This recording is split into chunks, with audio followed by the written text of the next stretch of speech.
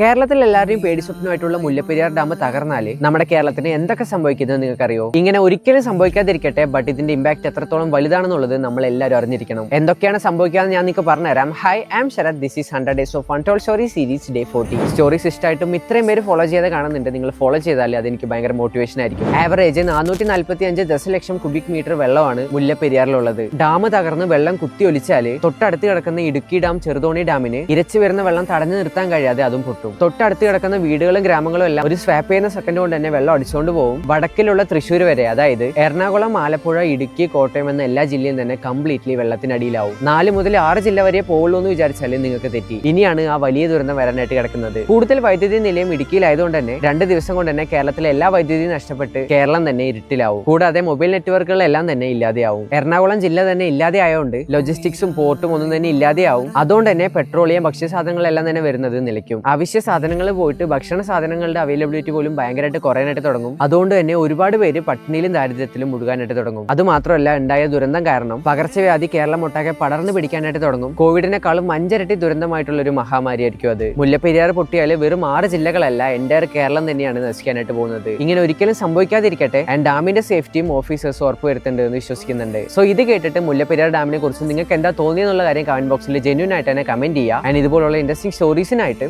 Follow ചെയ്യുക.